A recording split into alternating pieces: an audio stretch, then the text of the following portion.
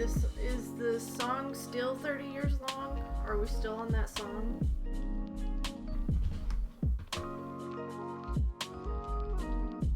And hopefully we're not buffering anymore. And I don't know what the volume sounds like.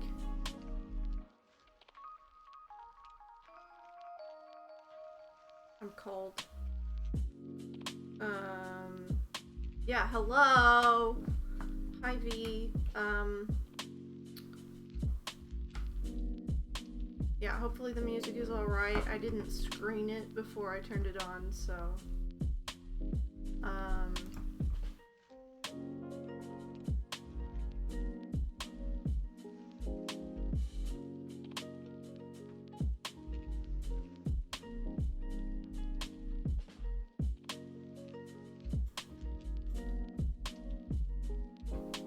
Hello! How are you? Good to see you. So here's my hair. I got it redone. Okay, sounds pretty good. I have bangs now, although everything's really, not clean, so I don't look that great right now, but yeah. And my hair's just up because it's gross and I didn't have time to do anything with it, so.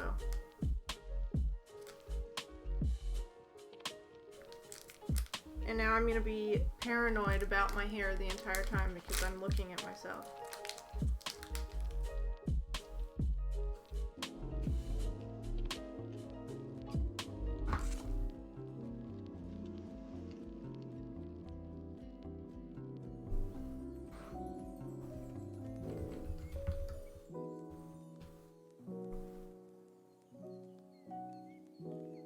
Hi Terry, thank you for the host.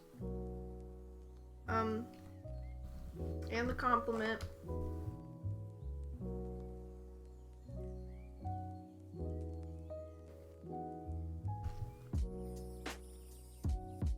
And thanks V. I'm trying to get used to them. I like how they look on other people. And so every time I'm like, okay, well maybe I'll try to pull it off. But then it either doesn't work or I just don't like how it looks. So I'm trying to stick with it and get used to it. But yeah. So I don't know where the heck we are in this book because it's been so long because of all the travel and stuff. It looks like we're pretty far into it. We're on chapter 17. And don't have that much left of the book, but I don't know if I'll be able to finish it today. We'll see.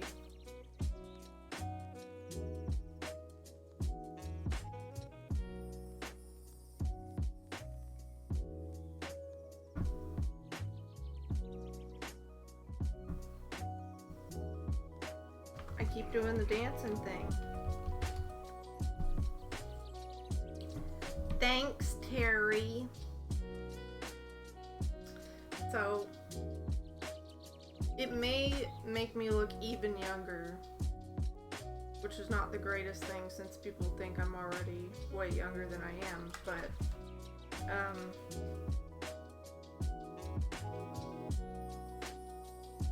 don't know what that is. Anyways, yeah, so we should get started. And I'm just gonna go right into it because I have no idea. Excuse me. I have no idea what we're doing or what was happening. We're just gonna go for it. I'm doing that dancing thing. So, chapter 17, A Happy Reunion. Nancy eagerly scanned the note from Miss Morse, and as she did so, her face reflected disappointment. What does she have to say? Bess inquired curiously. We're to leave the suitcase at the railroad station check room and tell the attendant that Miss Morse will call for it later, Nancy replied, her eyes still upon the page. And doesn't she give her own address? George questioned. Nancy carefully inspected both the letter and the envelope. The message had been written upon the cheapest type of paper. No, I think she omitted it on purpose. Then, too, she ignored what I wrote about Joe Mitza. I thought Miss Morse would tell me to bring the suitcase to wherever she's staying. That way I'd have an opportunity to reveal all I know about that trickster who is after her money. You get no thanks for it, Bess replied. Miss Morse is a most ungrateful sort of person. What will you do about the suitcase, Nancy? Inquired George. Oh, take it to the station, I suppose. It will be no bother, for we can leave it there when we go to meet Mrs. Owen. Having received word as to which train the clubwoman would arrive upon, the girls taxied to the station early the next morning. After depositing Miss Morse's bag with the checkroom attendant, they posted themselves at the passenger gate. The train was on time, and in a few minutes they caught sight of Mrs. Owen, followed by a porter coming toward them eagerly. She greeted the girls cordially and squeezed Nancy's hand as she tried to thank her for everything the girl had done. I don't even remember what voice I used for this lady. Even now, I can scarcely believe the good news is true, she murmured, tears of joy welling into her eyes. I thought my husband disappeared in Borneo years ago. Tell me, how is Charles? Is he past all danger? Yes, providing he does not become too excited, Nancy answered. The doctor thinks it may be several days before he'll be able to leave his bed. And may I see him at once? Mrs. Owen pleaded. Or must I wait until he's stronger? The doctor said you might talk with him a few minutes, Nancy smiled, steering the woman toward a waiting taxi. I'm certain your husband could not bear it if anyone tried to keep you away from him even an hour longer. Nancy and her chums did not witness the happy reunion which took place at the hotel, for only the nurse was in the sick room when Mrs. Owen entered it. The girls waited in the corridor. 15 minutes later, the clubwoman emerged, her face radiant. Oh, Nancy, she murmured, clasping the girl's hand. It's too wonderful. It seems almost like a dream. To think that all these many years my husband and I have believed each other dead. Had it not been for you, our lives would have continued bleak and empty. You really owe everything to the dog Togo, Nancy smiled. If he hadn't scampered away with your pocketbook, I'd never have met you at all. I must do something very handsome for that little fellow, Mrs. Owen declared. I'll buy him a fine new leather harness. I hope he'll wear it, Nancy said. Togo has very pronounced likes and dislikes, and hates any kind of restrictions. With Mrs. Owen comfortably established in a suite adjoining the room of her husband, Nancy and her chums sought out Mr. Trixler. They drove the elderly man to the Brighton baths and went for a swim themselves. Late in the afternoon, when they were back at the hotel and time was heavy on the girls' hands, Nancy had a proposal to offer.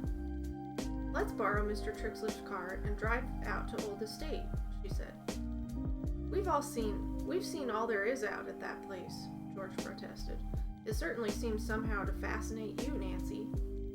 It does, I'll admit, but I have a special reason for wishing to go at this time. To see if the Whispering Girl is still there? Bess asked teasingly. That's it exactly, Nancy replied soberly. I have reason to think it might be gone. When Jack and I passed the place, I saw a light moving around the trees. Jack investigated, but could find no one there, so he was inclined to think that it was all my imagination. But I know better. Someone was prowling about the grounds, I'm sure. Perhaps that contractor went back to steal the marble statue, George said quickly. He seemed to want it very badly. I thought of that possibility, Nancy admitted. Or it could have been Mr. Albin searching for the ship model. I don't believe that pleasant old man would enter the house without permission, Bess declared. I'd sooner think it was the contractor after the statue. Anyway, I'd like to drive out there and look around the place in daylight, Nancy went on. Don't you want to come along? Learning that an adventure might be in store for them, George quickly changed her opinion about there being nothing more to see at Old Estate. Both she and Bess accepted their chum's invitation with alacrity. Soon the car reached the private road leading to the untenanted estate. As the girls drove toward the abandoned house, they noticed no fresh automobile tire tracks along the way. Nancy stopped the car under an oak tree. Alighting, she walked up and down the road for some distance to examine the ground carefully. No truck has passed through here in the past 3 days, she told her chums. That explodes our theory about the contractor trying to haul away the marble statues. They drove on to the house, and Nancy parked the car in a clump of bushes. A casual glance did not reveal anything amiss. The whispering girl remained undisturbed, and in trying the door handles of the decaying dwelling, she found everything securely locked, the same as upon their former visit. I guess perhaps Jack was right after all, George teased her chum. You must have imagined you saw those lights, Nancy. The girl offered no reply, but her lips drew into a firm line. She knew she had not been mistaken. However, she was puzzled to find no evidence of the prowler. The girls sat down by the fountain and listened to the angry roar of the ocean. This place gives me the creeps, Beth shivered. I don't see why you like to come here, Nancy. Ever since we arrived in Seacliff, our detective chum has been trying to tack a mystery onto this place, George chuckled. The setting is perfect, but somehow the mystery refuses to develop. Nancy suddenly held up her hand in a gesture which commanded silence. Shh, she whispered warningly. Someone is coming up the road. Bess and George sprang to their feet, thoroughly alarmed. They too heard the dry, crackling sound of someone shuffling through the thick bed of leaves which covered the rutty road. Let's get away from here, Bess gasped. Catching George by the hand, she pulled her cousin into the woods. Nancy did not follow her chums. Instead, she stepped quickly behind the Whispering Girl statue. The Drew girl wore a close-fitting white silk dress which tended to blend in with the marble figure. She trusted that in gathering dusk, she would not be observed unless she chose to make her presence known. Nancy fully expected to see either the contractor or Mr. Alvin. When instead, a bent old woman plodded into view, she was greatly surprised. She became astounded when she recognized the person as Miss Fanny Morse.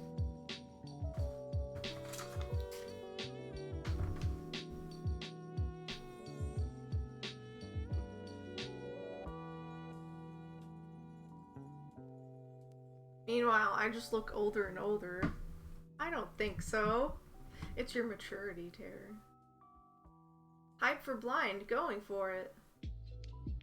Thank you for shouting out, B and Terry. Hello, my name is My Face. Who is called Caden. Hello, Caden. Welcome to the stream. Yes, V is streaming after me. She was gracious enough to switch around her stream schedule so I could stream first because I need to be at work later, and but I wanted to stream today. So she was flexible, and we figured that out. So I'm streaming, and then she's streaming right after me in an hour and a half. You've not seen me since I've aged. Oh, whatever.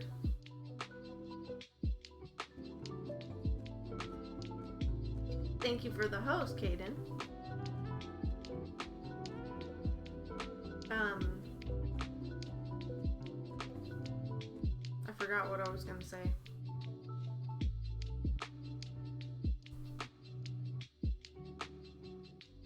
I don't know. Anyways, I'm Paige, also known as Rooftop. My scream schedule too, yeah. Rooftop Song. You can call me any of those things.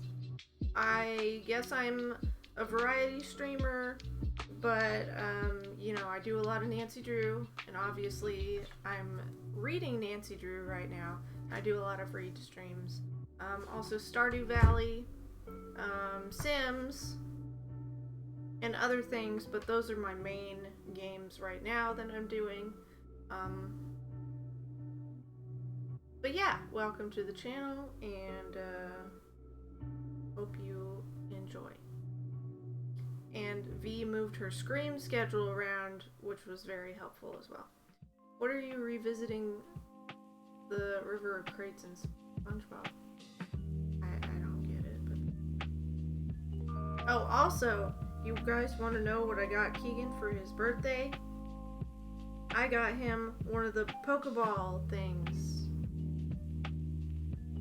So, I'm sure you guys would appreciate that. I know nothing about it, but I knew he wanted it, so that's what I got.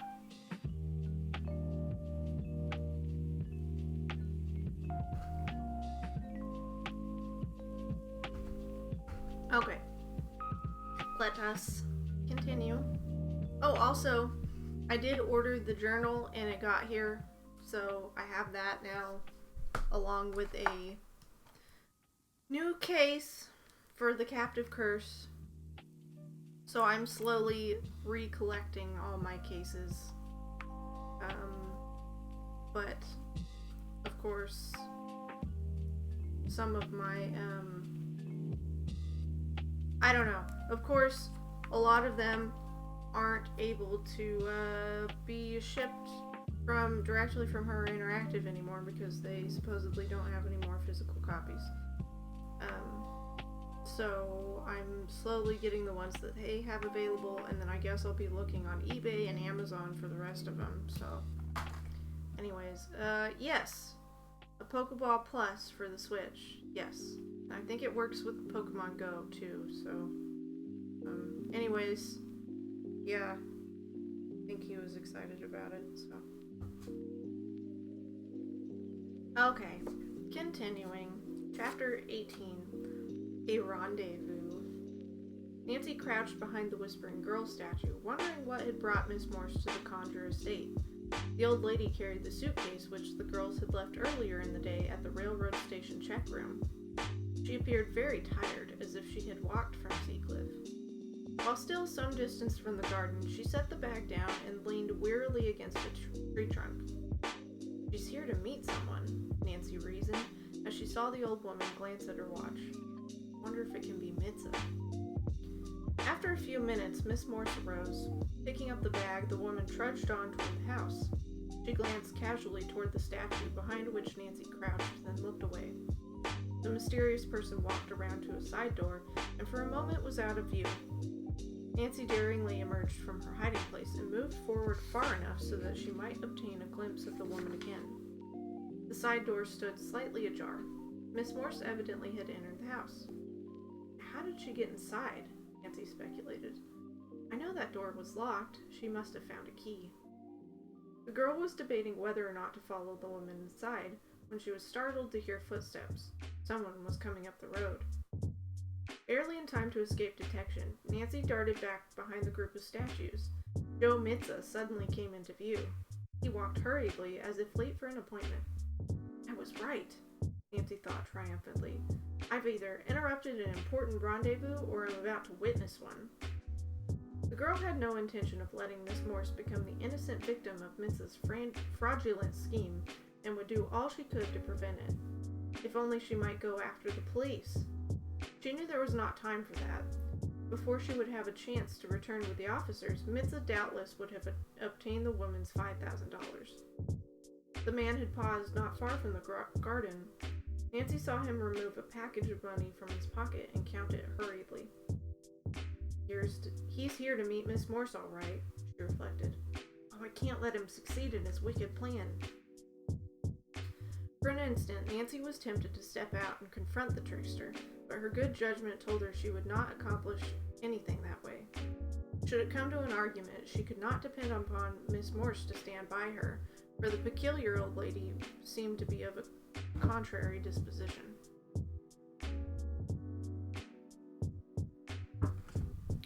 It would be quite in keeping with her strange character, Nancy thought, to side with Mitza. If I do save that $5,000 for her, I'll have to do so in spite of Miss Morse rather than with her help, she reflected. Nancy was sorely puzzled as to what course to follow when suddenly an idea came to her. She would frighten the man by whispering to him a warning which would appear to come from the marble statue. The daring girl realized that the scheme could fail. Mitza might decide to investigate, in which case she would be discovered. The trick was worth trying, however. I'll be aided by the gathering darkness and the roar of the ocean, she thought. The setting is almost perfect for the Whispering Girl to speak.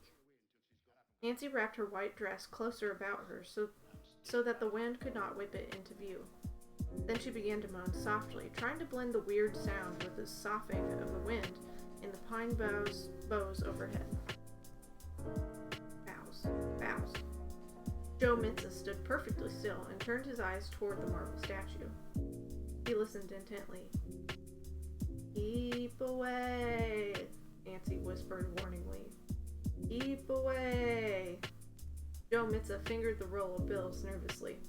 Nancy knew from the expression on his face that he had heard the words. She could see him straining his ears in an attempt to hear the statue speak again. His lips moved slightly as he muttered something to himself. He can't make up his mind whether he actually heard the warning or not, he thought with a chuckle. Nancy bided her time and waited until she saw that Mitza was convinced his ears had tricked him. With a shrug of his shoulders, he turned toward the house. "Keep away," Nancy whispered again in the same mournful tone. "Keep away." This time Mitza knew that he had not imagined hearing the voice. He wheeled about and with a gasp of fear turned and bolted down the road. In his haste, he dropped the packet of money and did not stop to retrieve it.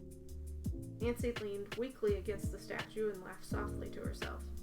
Quickly she smothered her merriment as a man's curt voice rang out through the trees. "There he goes! After him, men!" She heard a great crackling of the underbrush and saw several shadowy figures emerge from the shrubbery along the road as they took up pursuit after Joe Mitza. "Police officers," Nancy thought in astonishment. They must have followed him to Old Estate and been lying in wait.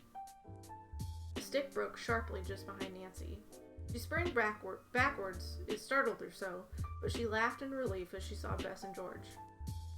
"Oh, Nancy, come away quickly before we're seen," the latter pleaded.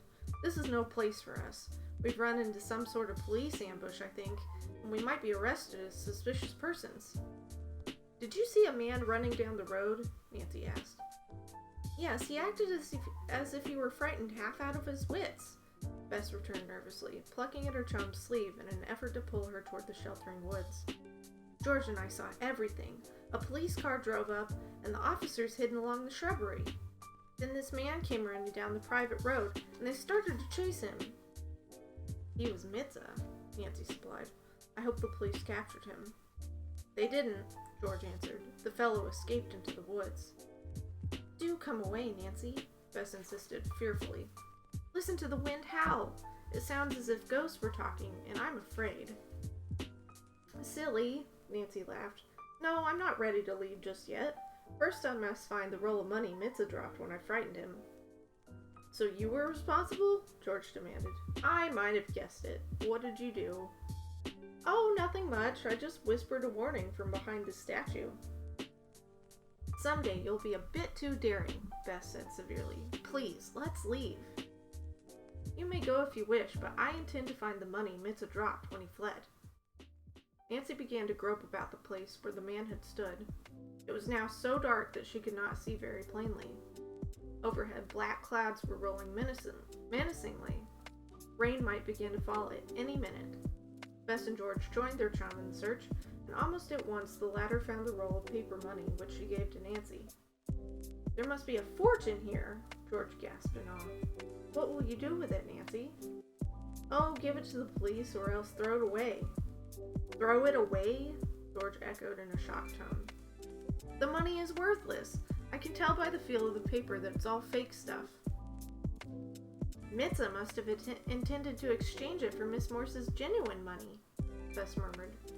"You ruined his little game, Nancy." "For the time being, but he may try the same trick later on. That's why I must go into the house and warn Miss Morse." "You'd not enter that spooky old place now that it's so dark?" Bess asked incredulously. "Let's go back to the car, Nancy." "You and George go. It'll take me only a minute to talk to Miss Morse." "The house is dreadfully quiet," Bess said. "I don't believe anyone's inside." "You're just saying that so I'll not enter the place," Nancy smiled. "Unless Miss Morse has vanished into thin air, she's still there, and I intend to talk with her." Bess and George realized that their chum's mind was made up. They offered rather half-heartedly to accompany her if she insisted, but Nancy said that she preferred to go alone. "Wait in the car for me," she told them. "I'll join you as soon as I can." "Please be careful, Nancy," George warned her friend anxiously as she and Bess reluctantly turned away. "There's no danger with Mitza gone," the girl replied carelessly. Now try not to worry, for I promise you no big bad ghost will get me. Smiling to herself, Nancy slipped the packet of money into her dress and moved swiftly toward the gloomy old mansion. End of chapter 18.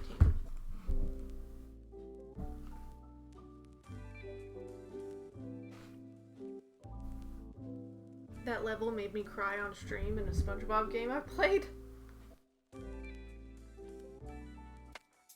Welcome for clapping!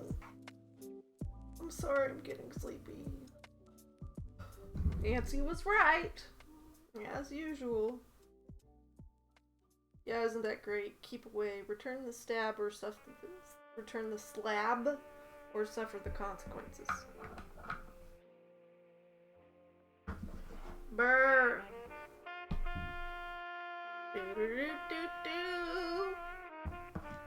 Excuse me.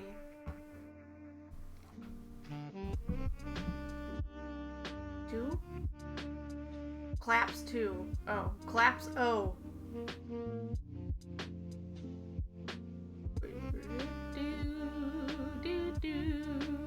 I don't know what I'm doing. I'm sleepy. You guys want to stream like this? Can you even hear me?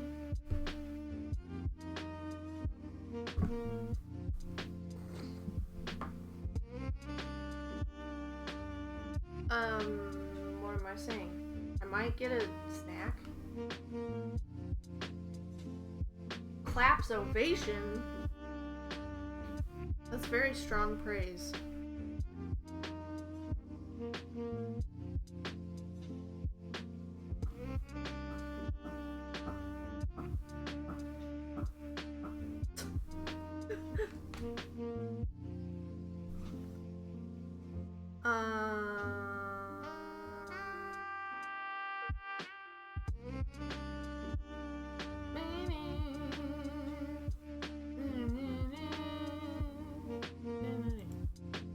I'm improvising here.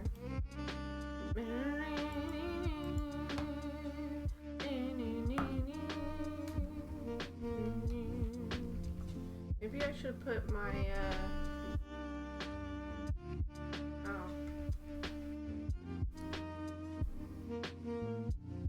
that on a timer.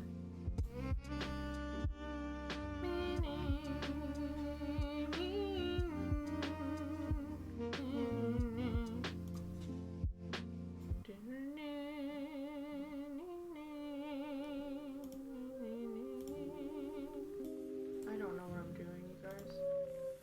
I'm weird.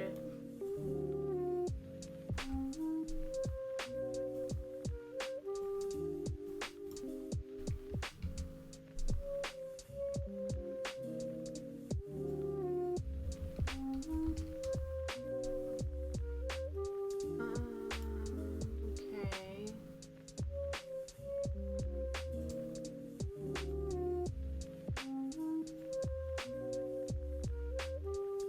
Oh.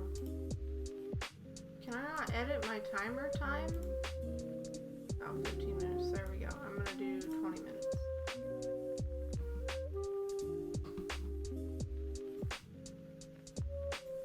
Freeform vocal jazz. That's right. All the gin joints in all the towns in all the world. She walks into mine. Okay.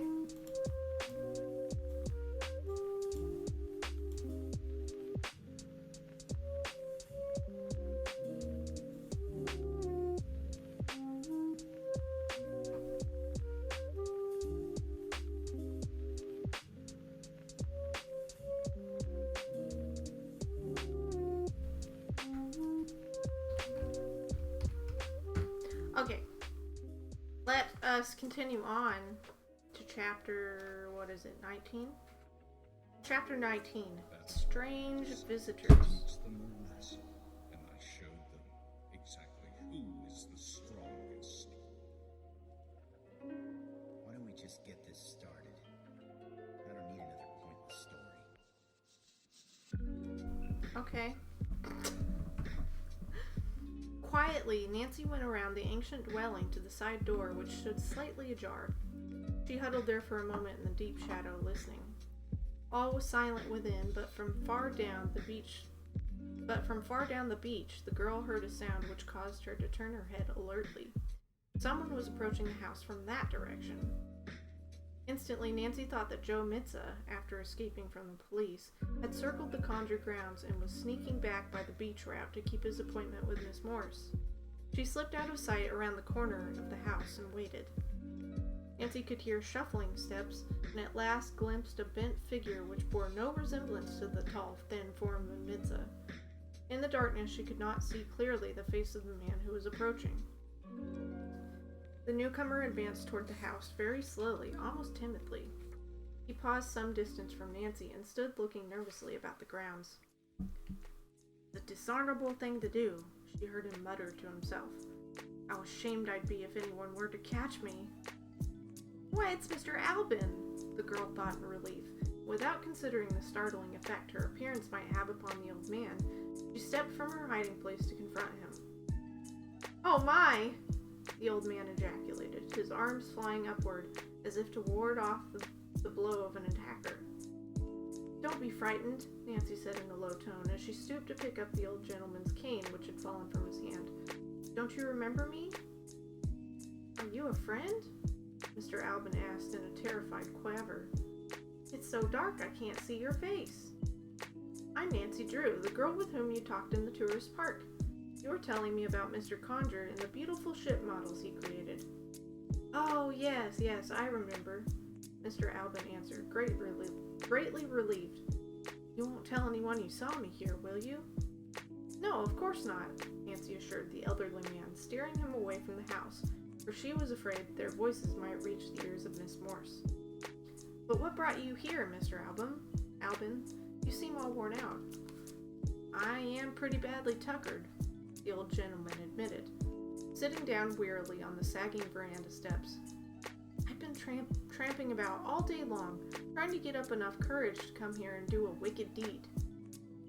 "Do you intend to take the ship model which Mr. Conjure promised you?" Nancy inquired, smiling. "Yes, but I hate a thief. I never stole anything in all my life. You believe me, don't you?" "Why, of course, and I don't consider it stealing to take something which was given to you. The ship model really belongs to you." "That's the way I figured it out," Mr. Albin replied, obviously relieved that Nancy saw the matter as he did. "The piece is really my property, and I can't bear to see it lost forever, especially when Mr. Conjure spent so many months working on it. This old homestead won't last a great deal longer." The man pushed the head of his stout cane through the decaying wood of the veranda post to show that the outside covering of the building was only a hollow shell. "Termites," he informed Nancy. "All the main supports are in the same condition. One good storm and the entire house will crash into the sea and float away." "I should think the company that holds the estate in trust for Mr. Conjure's daughter would take the valuable furnishings from the house." "That outfit will do nothing," Mr. Albin replied scornfully. "Their sole interest in the place is to collect fat fees. I went to see the administrator yesterday to ask him if I might have the ship model. The man refused me permission to remove anything from the house." "So you decided to come here anyway and take your rightful property?"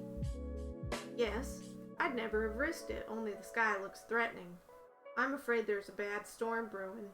If a hard blow should come, only a miracle would spare this mansion." "I don't blame you a bit," Nancy said.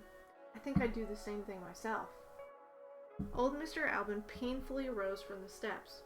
He glanced uneasily toward the homestead, shivering as he contemplated entering it. "I'd hate to have anyone else see me do this," he muttered. Nancy thought that it was time she warned him about Miss Morse. "If I were you, I'd wait a little while before trying to get the ship model, Mr. Albin. A strange woman is inside the house now." "A woman? What's she doing here?" "I'm sure I don't know. I wish I did."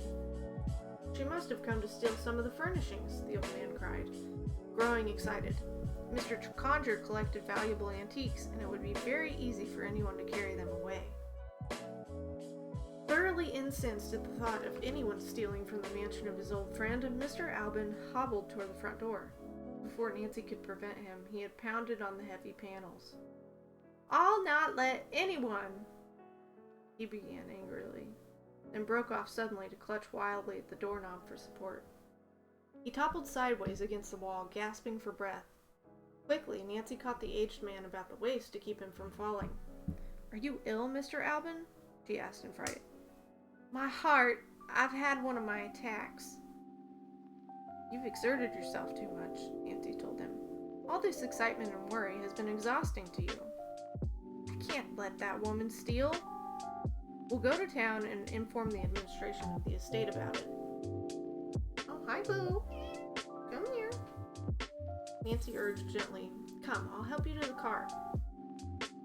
Mr. Albin let himself be led away from the house. He leaned heavily upon Nancy, who was very nearly worn out when she came within view of the of the auto. I don't know why I said radio. "Come here." Then she called George and Bess, who ran to assist her. As Nancy had feared, Mr. Albin was in no condition to go anywhere except to a doctor. Before they reached Seacliff, the old man suffered another heart attack, making it difficult for him to breathe. He offered no objection when Nancy said that she was taking him to a physician. "Dr. Wimple will look after me," the sick man murmured. "He's been looking after me for years." "Well, come on, Boo, I got a chair for you." Nancy found the Wimple residence and there left Mr. Albin under the care of the medical man. He assured the girls that he would keep the patient at his own home until he should have recovered fully from the illness. On her way to Seacliff, Nancy noticed that the car engine seemed to have developed a loud knock. As they drove away from the doctor's home, it pounded so hard that Bess and George became aware of the sound too. "Goodness, what is wrong?" Bess asked with misgivings. "I hope we've not burned out a bearing." "It's nothing like that," Nancy replied. "But I think we ought to see a garage mechanic. This is Mr. Trixler's car, and we can't afford to take any chances."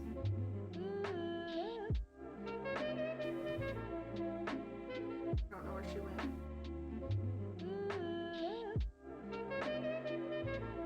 She pulled in at the first garage, but the attendant was nowhere in sight. She tooted her horn impatiently. "I'm in a hurry to get back to Old Estate," she fretted. "If I waste very much time here, I'll not be able to see Miss Morse." "Hi!" "Don't you know this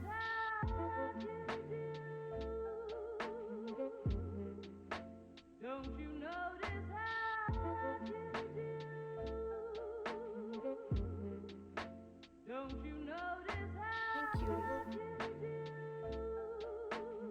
Nancy promptly backed her auto from the garage, intending to go elsewhere. As she reached the pavement, she suddenly applied her brakes and looked intently at a truck which stood near a gasoline pump at the curb. Evidently, its driver was waiting for service also. "Girls," she exclaimed, "that man in the driver's seat is the contractor who owns the monkey." He appeared to be arguing with a passenger in the seat beside him. The two were talking as rapidly as possible, apparently dickering over the price of some commodity. The foreigner constantly lapsed into his native tongue, but Nancy gathered enough of the talk to suspect that the fellow was trying to sell the other man a marble statue. Surely he wouldn't have the nerve to attempt to steal the Whispering Girl, she thought. It must be another piece that he means. The argument was waxing warmer, with each man accusing the other of dishonesty. At length, the contractor, losing all patience, muttered something about not waiting any longer for gas. Without glancing backward, he suddenly threw his car into reverse. The rear end plunged into the bumper of Nancy's automobile, striking it with such force that it gave the girls a rude jolt. The man thrust his head from the car window. Nancy was certain that he recognized her. Instead of apologizing, however, he ducked hastily back behind the wheel and drove away rapidly. But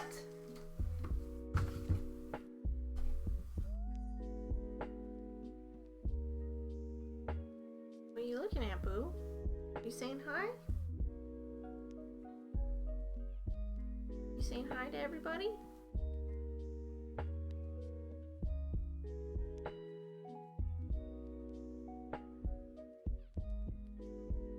You looking away? What is it?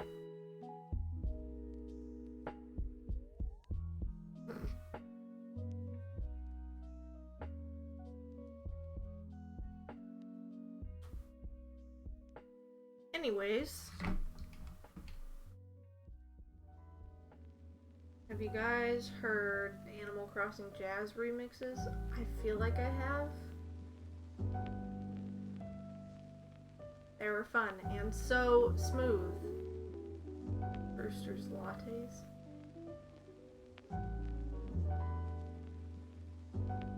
Reminds me of the time the guy backed into me in the drive-thru line because he didn't see me. Moxie was in the shop for like almost... Is your car's name Moxie?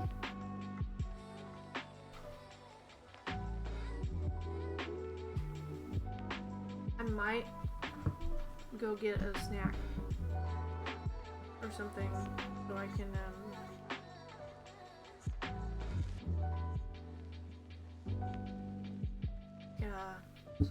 like stay awake. So I will be right back. Please hold.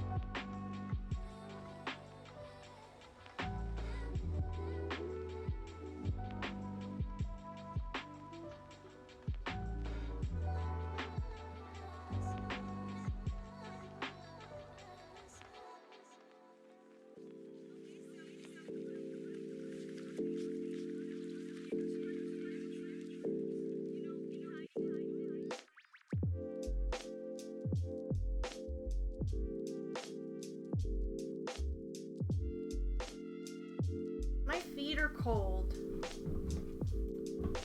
I don't know why, I've just been really cold recently, even though, you know, it's hot outside, it's summer.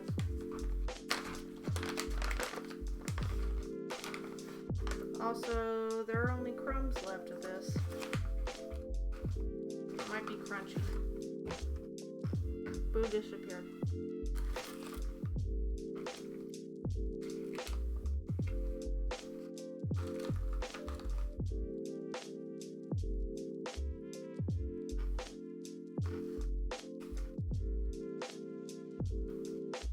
I have no idea what guys are talking about, but that's fine.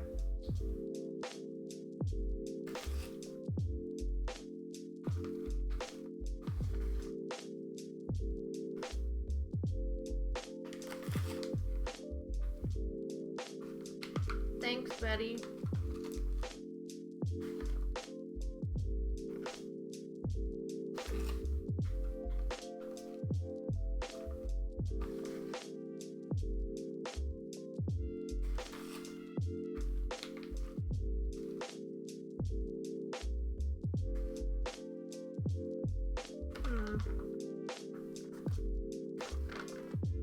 She lives to drive another day.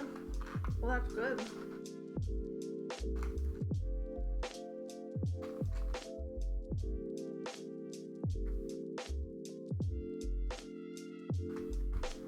Oh, your car got hit.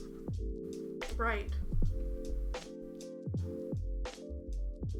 In a drive-thru? That's really frustrating. And obviously the other person's fault. Like, you were sitting still and somebody backed into you in a drive-thru.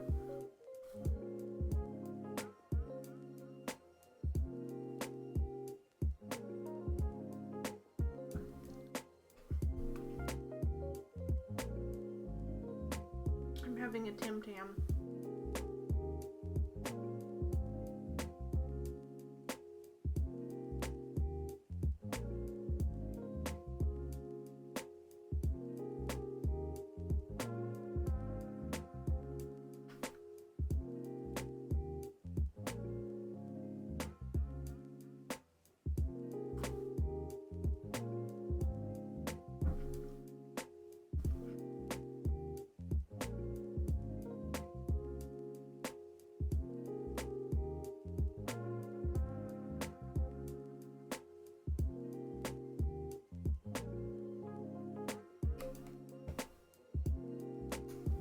The drive-through car wash.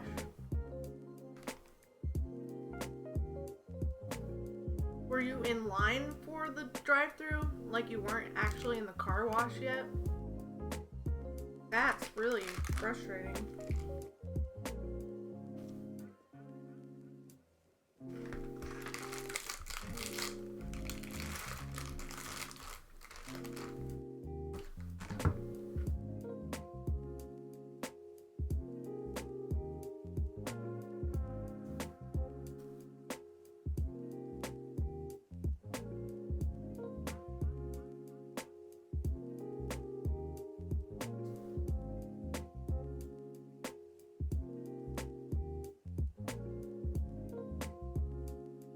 Wow.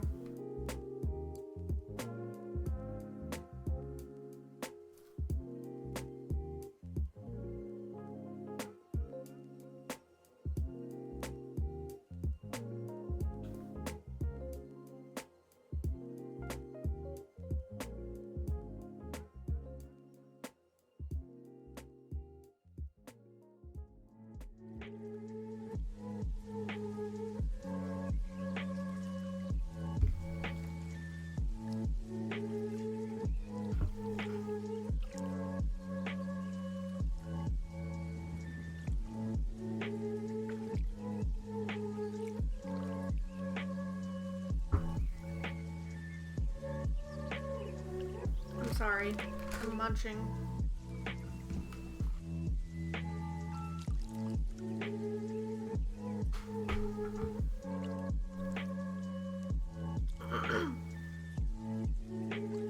Car wash manager gave me... Oh, wow! Wow, good customer service. Yeah, even though it had absolutely nothing to do with them. That's really nice. Brought you coffee. Wow! Well, that's cool.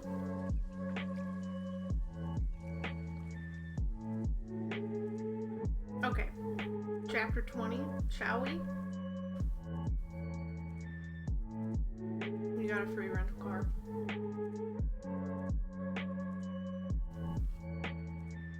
Okay. Chapter 20. At work in the dark. Nancy and her chum sprang from the car to inspect the bumper.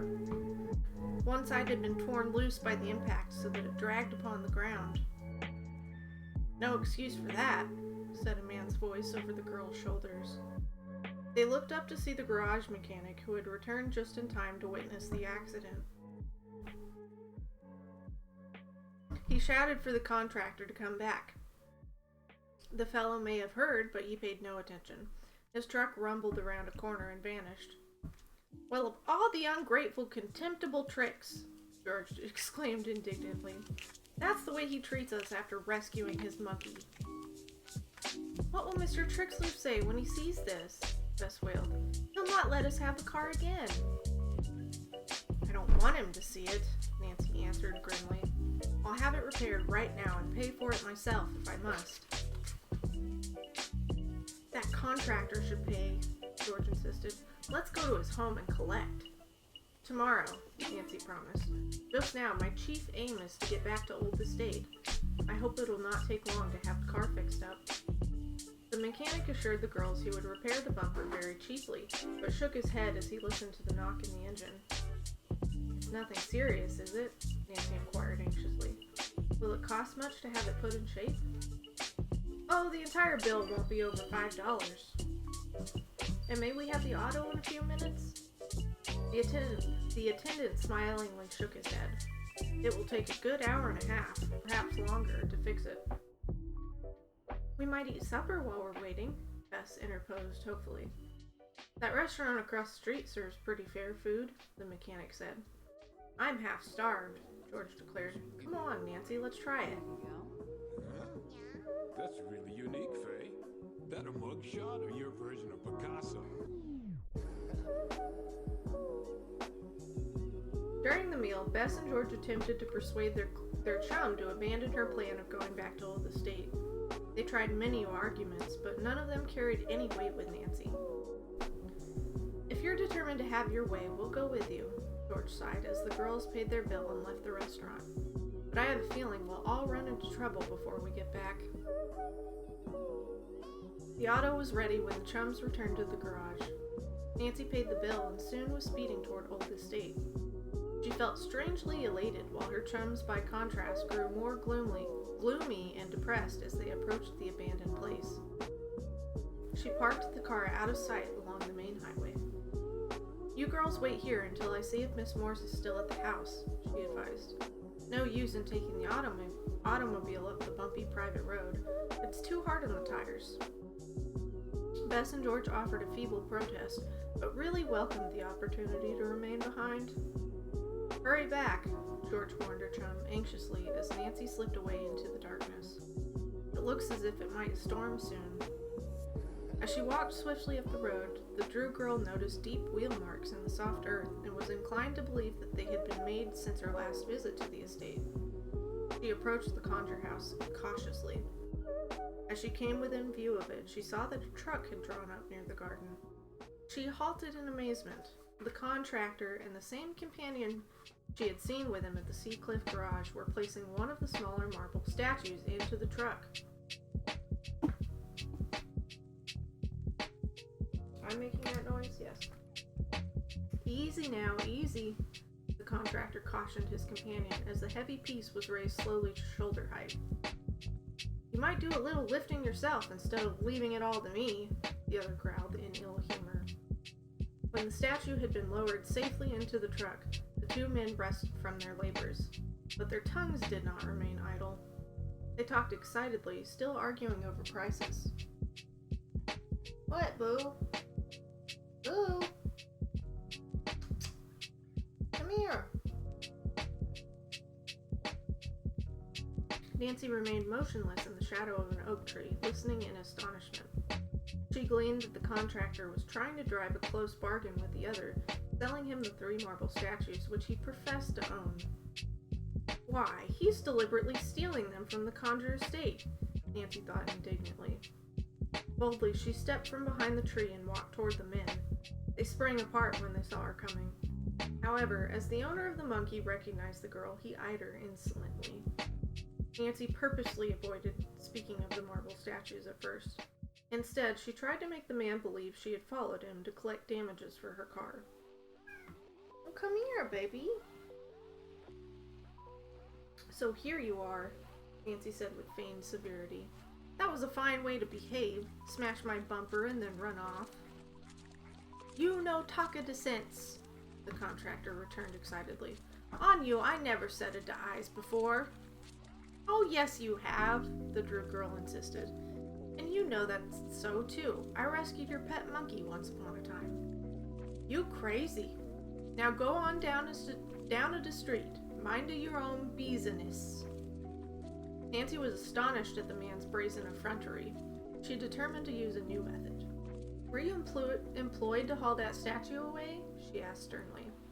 I sell a marble, the contractor explained, showing signs of becoming excited again. He is mine. Yours? I'm under the impression that it belongs to this estate. I buy the statue from what you call him, executor, and my executor,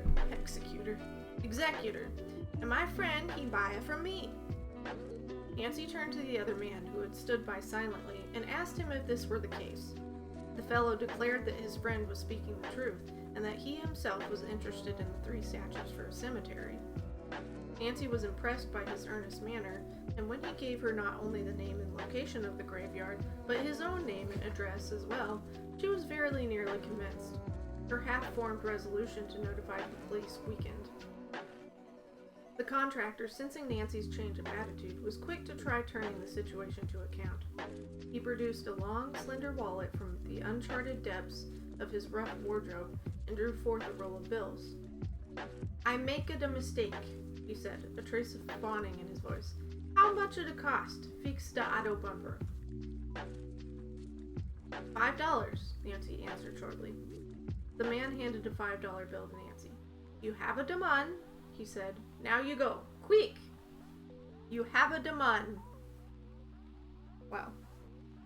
Come here, Boo. Sit in the chair. This sudden change in the contractor's attitude was not lost upon Nancy.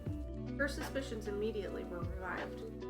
She fixed indelibly in her memory the stranger's name and that of the cemetery, intending to check up on the story later.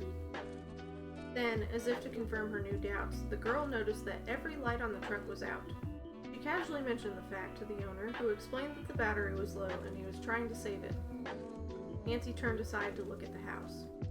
As she moved a few steps away, she heard the contractor whisper to his companion, "The girl, she is a snooper. We come back some other time." The two men climbed into the truck. There was a sound of rasping gears, then the two fellows went bouncing away over the bumpy private road. Turning sharply into the highway, the machine barely missed striking the girl's car, parked by a clump of trees. The bright headlights of the truck shot down the road in two blinding beams. The big truck roared away at high speed, conveying a piece of prized statuary to some unknown destination. Boo-boo! Wanna come sit by me?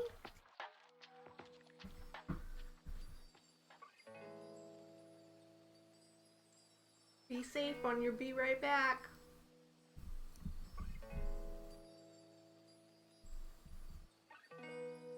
I'm just gonna keep going.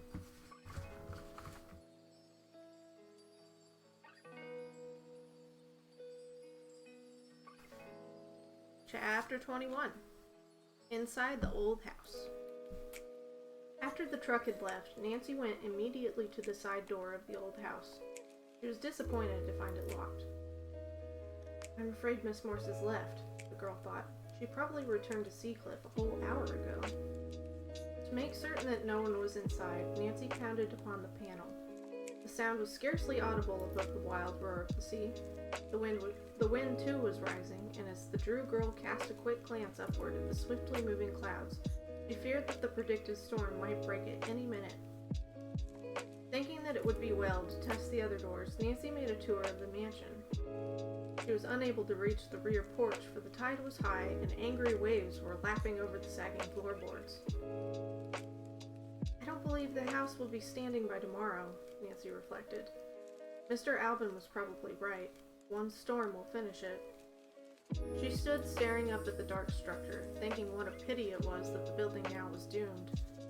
No amount of money could save it, for it had been neglected too many years. But the furnishings might be salvaged, if only someone would go to the trouble of doing it.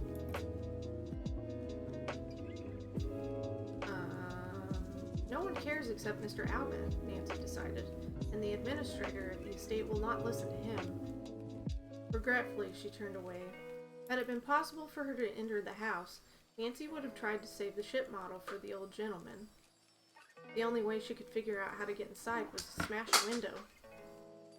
Nancy had walked only a few paces when suddenly she halted. She had heard footsteps. Noiselessly, the girl slipped back behind a tall shrub. A figure came slowly toward the house. It was Joe Mitza. Glancing neither to right nor to the left, the man walked directly to the side door. Taking a key from his pocket, he fitted it into the lock. Where did he get that? The girl speculated. Miss Morse must have given it to him. But how was she able to obtain it? Nancy decided to secure answers to some of the questions which perplexed her. After Mitza had entered the house, she did not hesitate to follow him. After waiting for several minutes, she cautiously opened the door a tiny crack. To her astonishment, she heard the faint murmur of voices within. Miss Morse must be there after all, she thought. Either she didn't hear my knock, or else she chose to ignore it. "Oh, come here. Come get up here." From the sound of the voices, Nancy judged that probably the couple were in the living room at the far end of the house. Cautiously, she let herself into the dark hallway. 3 steps led upward to a narrow landing. There, Nancy paused again to listen and to make certain that no sound had betrayed her to Joe Mitza and Miss Morse. The couple were too engrossed in their talk to suspect that any other person had entered the place. Although the steady murmur of their voices reached Nancy, she was unable to distinguish what was being said. She moved noiselessly into the room to her right. It appeared to be old Mr. Conjur's den, for the walls were lined with bookshelves filled with moldy volumes. The rich, heavy carpet over which she trod had been riddled by moths and beetles. Nothing in the room seemed to have been touched by any human hand since the day when the place had been boarded up. Only time had left its marks. Dust lay everywhere. As Nancy's eyes adjusted themselves to the darkness, she distinguished an elaborate marble mantel at the far end of the room. Just above it, there stood a striking model of a ship. Nancy was certain it must be the hand-wrought brig of which Mr. Alvin had spoken, for she had never seen a more perfect piece. She ran her palm over the structure and found it to be well preserved despite the adverse conditions to which it had been exposed. I must try to save it for Mr. Alvin, she told herself. However, for the moment she allowed the ship to remain where it had been standing for so many years. Leaving the den, Nancy walked through another hallway, which was the passage leading to the living room. She was now close enough to Joe Mitza and Miss Morse to realize that they were embroiled in a bitter argument. It was not a surprise to her to learn that it concerned the packet of money which Mitza had dropped in the garden. "I thought you would take a sensible attitude about things, Miss Morse," Mitza said irritably. "I tried my best to keep our agreement. I swear I brought the money here tonight, but I dropped the roll of bills in the garden.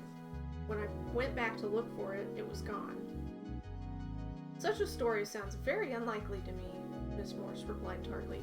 "You can't expect me to turn over my $5,000 unless you put up a similar amount." "I'm telling you the honest truth. As I was standing in the garden, I heard a voice distinctly whisper, 'Keep away.' It seemed to come from the marble statue." "Bosh! I don't believe such tommy rot." "Whether you do or not, that's how I lost the money," Mitza muttered angrily. "I'd have brought another 5,000 with me, only the banks are closed. You give me your share tonight, and in the morning I'll put up my part even if I have to borrow it." "Boo-boo. Come here. Get up here on the chair." "I think I'll keep my money until I see the color of yours," the old woman replied stubbornly. "I don't believe you have $5,000, Mitza said crossly. "You've been stringing me along." "Yes, I have the money," the old woman insisted, "right here in my purse." A little silence fell between the two, both of them hostile and calculating. Each was trying to size up the other. It seemed to Nancy, as she viewed Joe Mitza's grim face in the candlelight, that he was considering the possibility of taking the money forcibly from Miss Morse. The old woman appeared to divine the thought too, for instinctively she retreated a step. The Drew girl gave the man no opportunity to carry out his evil intent. Unexpectedly, she stepped from the hall into the living room and moved into the circle of light. Miss Morse, taken completely by surprise, cried out in alarm. "Don't be afraid, Miss Morse," said the girl quietly. "I'm a friend, and I have come to help you. My name is Nancy Drew." End of chapter 21. Hello, Ryoko! How are you? Good to see you. Thank you for the host. Didn't even know the last chapter ended. Sorry. Delayed claps for chapter 20.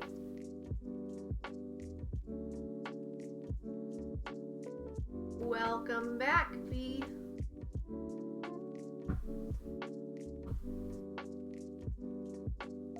Boo keeps going in and out.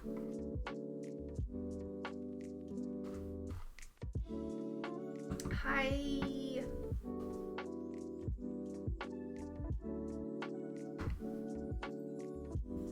Welcome for clapping for 21. My name is Nancy Drew. Hey, V-Bud. Yeah, I should keep going.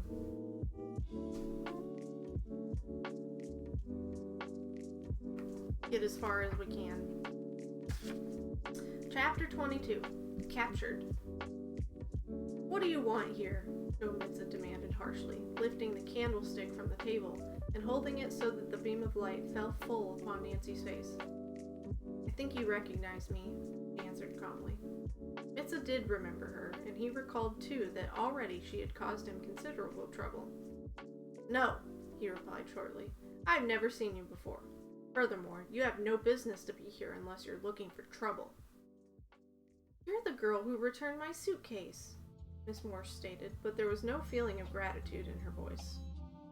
Yes, I've been trying to see you for many days, Miss Morse. I can't talk with you now, the old woman interrupted impatiently. You must go away. It happens that I found Mr. Mitz's lost money, Nancy said quietly. She removed the roll of bills from her pocket. Mitza reached out to snatch his property, but the girl sidestepped him. I want Miss Morse to see this money, she said evenly. Look at this $100 bill closely under the light. You'll be able to tell at a glance that it is counterfeit. Are you crazy? Mitza demanded savagely, trying again to place himself between the girl and Miss Morse. If the money is mine, it's genuine. How dare you hint that I would stoop to such trickery? Miss Morse had examined one of the bills. From her expression, Nancy was quite certain she was convinced of its fraudulent character. This man meant to cheat you out of $5,000, the girl explained. He intended to take your money while he put up this worthless roll of bills. I know this to be true, for I heard him tell a scheme to a pal. It's not true, Joe Mitza shouted furiously. Miss Morse had spoken no word. For a long time she stared down at the bill in her hand. Unquestionably, the revelation had stunned her. Nancy expected to receive at least a measure of gratitude, and so was dumbfounded when the old woman, without the slightest warning, whirled about to face her. I don't believe a word of your brazen lies, she snapped. You made up every bit of this story. Sure she did, Mitza sang out triumphantly. But I can prove, Nancy began. The woman would not allow her to finish. This is my affair, and you're not to intervene, she said harshly. I told you on the train that I could look after myself, and I meant it. Now get out of here and don't come back. Nancy was so stunned that for a moment she could think of nothing to say. And after all, what was there to reply? She had warned Miss Morse, had offered her proof of Joe Mitza's treachery, and the woman had chosen to disbelieve the story. No, she really did understand that Mitza meant to trick her, Nancy thought. I'm certain of it, but she has some reason why she intends to go through with the deal anyway. Hurry up and get out of here, the woman ordered, breaking rudely in upon the girl's thoughts. You had no business to trespass in the first place. Had you? The girl countered, but Miss Morse made no answer. All the fervor seemed to have left the old woman, and she sat down wearily in one of the dusty chairs. The flickering candlelight revealed that her face was distorted with various emotions. Suddenly, without knowing why, Nancy felt sorry for the aged woman. She appeared very miserable and unhappy, yet she was determined to accept no help in her affairs. Very well, Miss Morse, I'll go, Nancy said quietly. I'm sorry to have caused you so much trouble, for I only wish to be of help. She waited a moment, half expecting that the woman would reply, but Miss Morse averted her glance and remained silent. Nancy walked slowly from the room. When she reached the hall, she heard the sound of a shrill whistle, which came from somewhere on the grounds. A police signal, the girl thought. The house is surrounded. Before she could make a single movement, Joe Mitza blew out the candle, plunging the living room into darkness. Nancy felt herself grasped rudely from behind. Miss Morse's bony hand was clapped over her mouth. As she struggled to free herself, she was amazed to discover that the woman was strong as a man. The girl, taken unaware, was no match for Miss Morse, yet she might have broken away had not Mitza come to the assistance of the woman. The pair worked silently, but with a skill as amazing as it was disconcerting. Nancy found herself bound and gagged in the twinkling of an eye. She was shoved into a closet, and the door slammed shut. Hide, Miss Morse ordered her companion tersely. They're coming into the house to look for us. Nancy could not understand why the old woman should be afraid of the police, for until this moment she had never suspected that Miss Morse might be a fugitive from justice. I should have been warned when I found that suitcase with a wig in it, she thought belatedly. I walked into a trap. Nancy heard Miss Morse and Mitza scurrying about the room in their search for a safe hiding place. Then the mansion became quiet, but only for a minute. Suddenly there came a loud pounding on the side door. Open up! A voice commanded. The order was repeated, and finally Nancy heard the police officers come tramping through the hallway. A moment more, and she knew they must have reached the living room. She struggled and twisted in an effort to make some sound which would draw attention to her plight. I guess it was only a false alarm, she heard one of the local officers say gruffly. That old man didn't know what he was talking about when he said a woman was trying to steal things from the homestead. No one has been in this place for years. It occurred to Nancy that probably the men had been sent to the Contra estate by Mr. Albin, who might have recovered from his heart attack sufficiently to talk to the officials by telephone. Again, she tried to attract attention, but the slight sounds she was able to make were nullified by the howling of the wind, the roar of the sea, and the loud talk of the investigators. We'll take a look upstairs just as a matter of routine, one of the men said, but the place is deserted.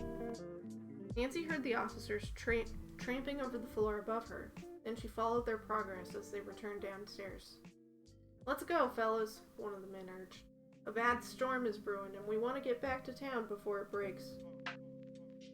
Listen to this old house creak and groan, another muttered uneasily. It's fairly straining to fall into the sea. Nancy listened with sinking heart to the sound of receding footsteps. A door slammed. Then the place became quiet once more. Minutes elapsed. Then the girl heard a slight movement in the room. She sensed that Miss Morse was emerging from her hiding place. Apparently, she was joined immediately by Joe Mitza, for the man said with an attempt at nonchalance, "Well, they've gone. Not that I was afraid to be found here, but it's always just as well not to invite an investigation. Police like to dig up false facts and put blame upon anyone they can." "I understand perfectly," Miss Morse replied. There was bitterness in her voice.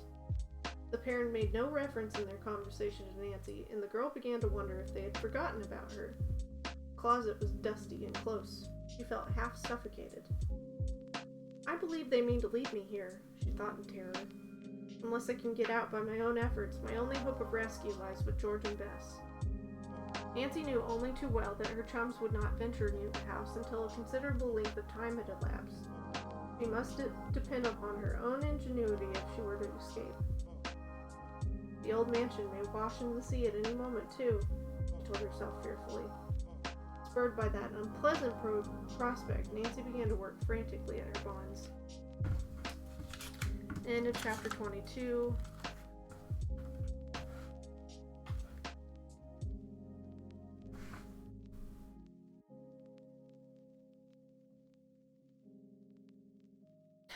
You expect it with your right half, but not your left half.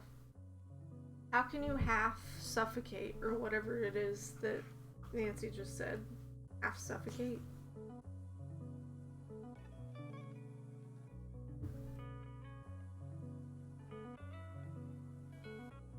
I don't know where it went.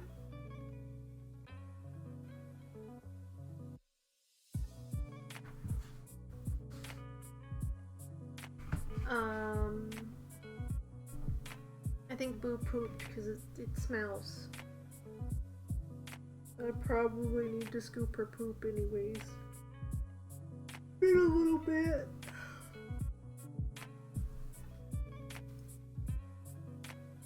Hopefully she didn't decide to poop on the floor because her thing is full. Is half suffocated on your right half but not your left half? It's a good question.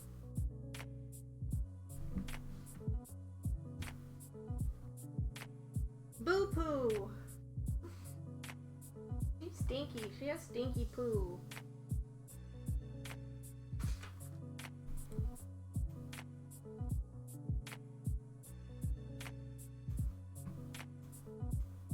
Okay.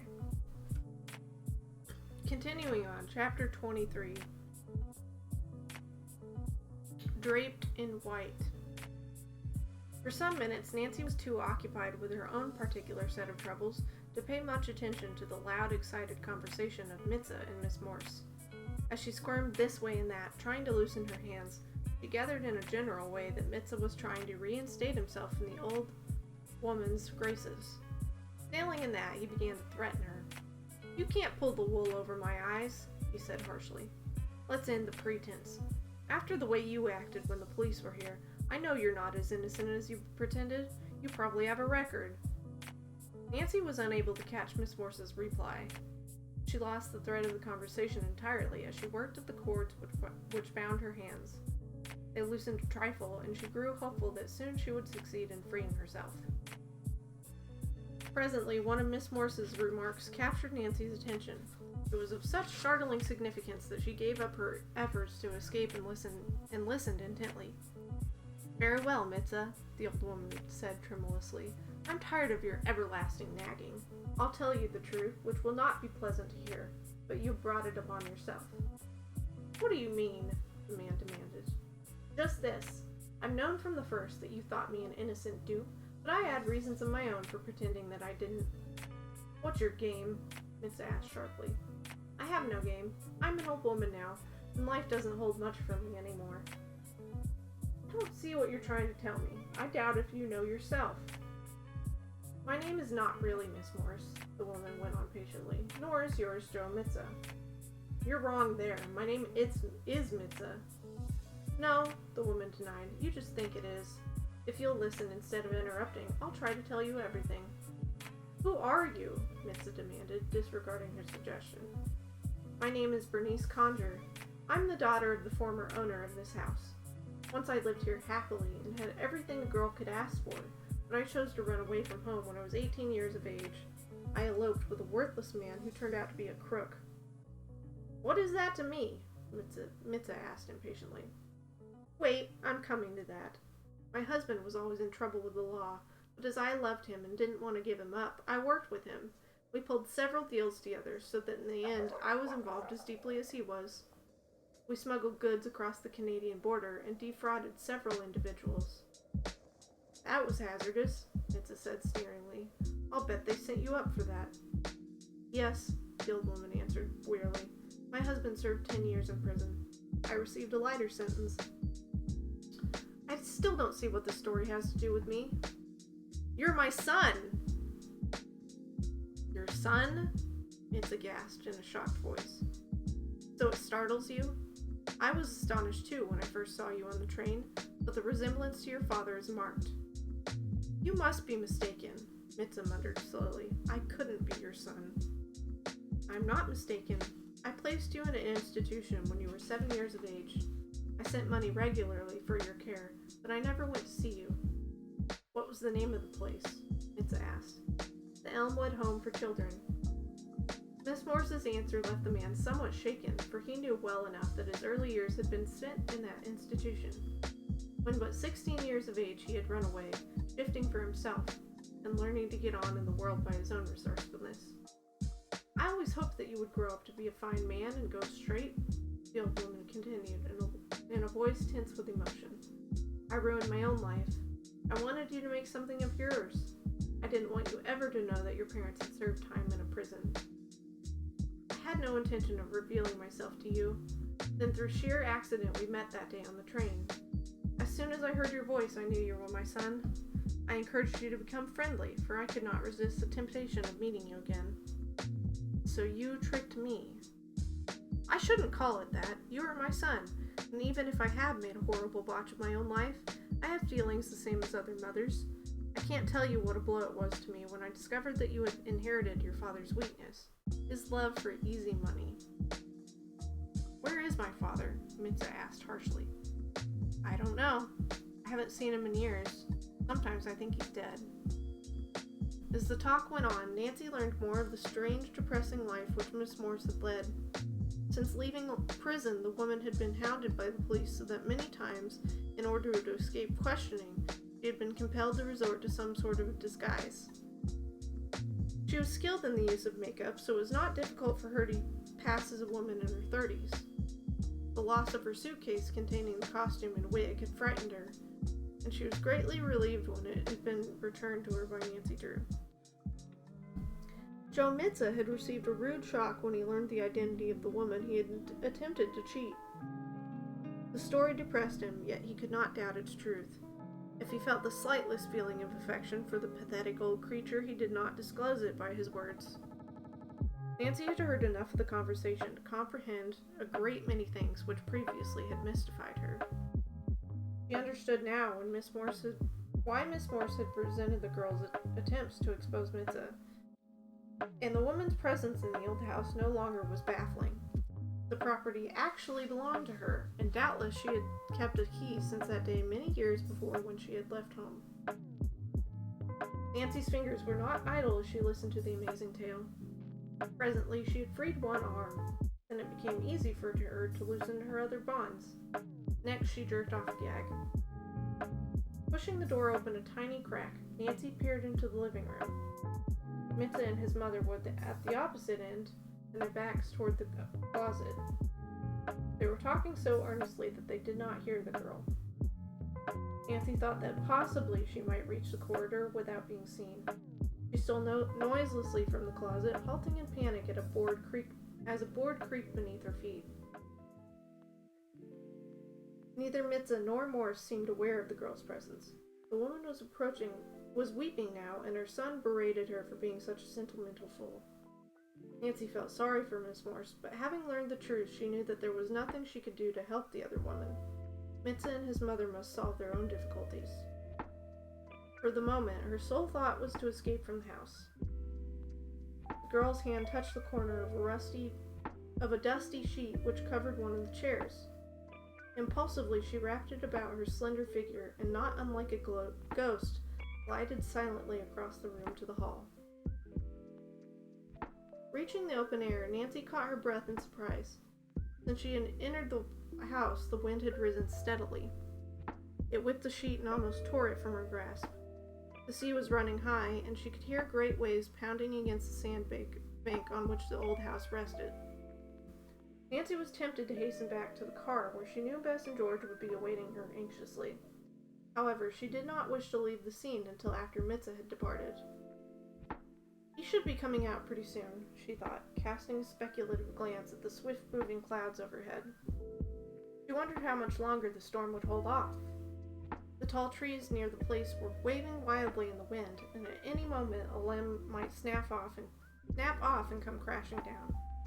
The sight was a most dangerous one. Nancy stood hesitating an instant. Then, with the wind tearing at her garments, she crossed the garden toward the Whispering Girl statue, where 3 figures previously had stood, but 2 now remained. What a pity to ruin the group, the girl thought. Her reflection ended abruptly when she heard a door slam shut. It's Mitza, she told herself. Nancy scarcely had time to hide. Wrapping the sheet tightly about her, she stepped up to the empty pedestal to become a living statue in the Whispering Girl group. I hope Mitza comes this way, Nancy chuckled grimly as she assumed her post. If he does, I'll certainly... And that's how the chapter ends. End of chapter 23. And I'm going to keep going because I have like 16 pages left, so I think I can finish the book before we have to end. But to answer your question, I just have this habit of picking at my eyebrows, and sometimes I do it to stay awake, and that's not good. So I'm just really sleepy, and I'm like trying not to drift off while I'm reading. Isn't that weird? Okay. And no, it's not an itchy eyebrow, I'm sorry.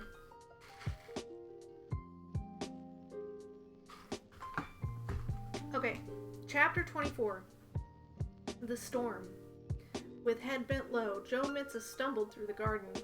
He was muttering to himself, saying over and over that he had learned his lesson and that never again would he be dishonest.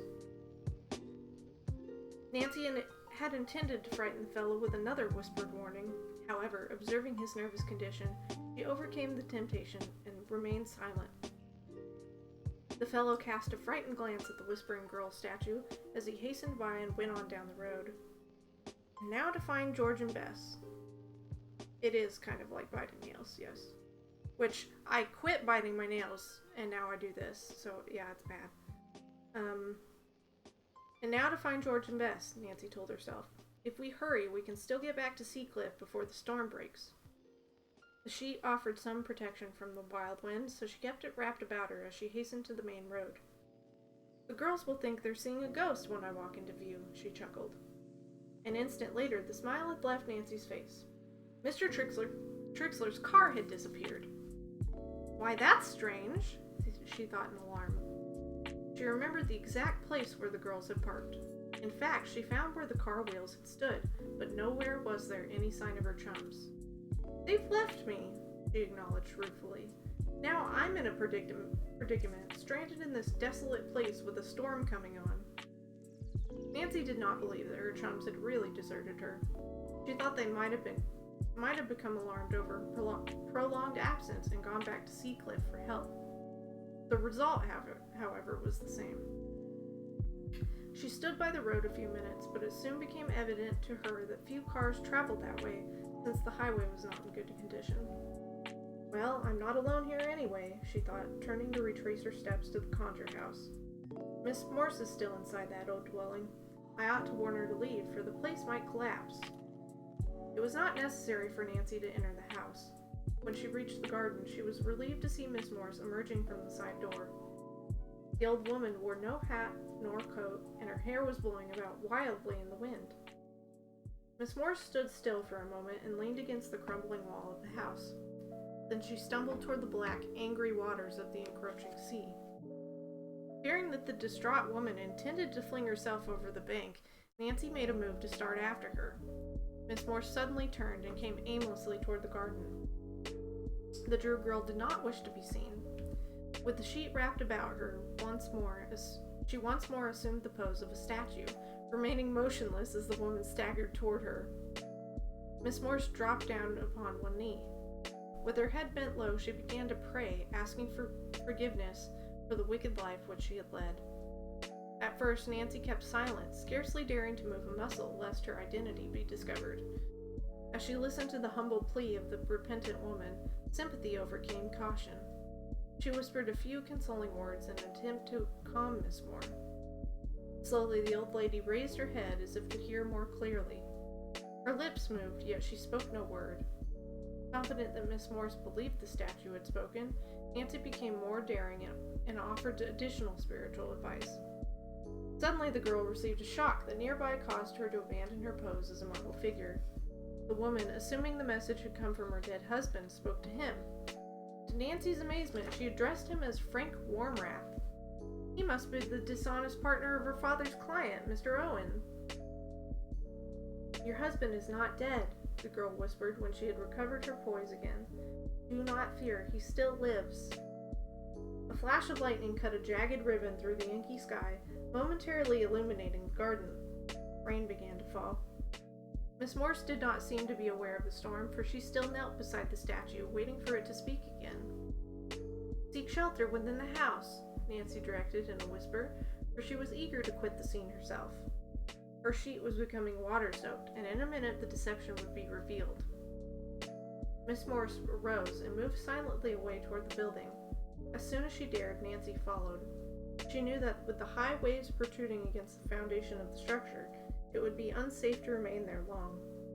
Yet she and the woman could not stay out in the drenching rain. "As soon as the storm lets up a bit, I'll find a safer place for both of us," she told herself. Nancy quietly entered the house and tossed away her wet sheet. She scarcely knew how to approach the old woman.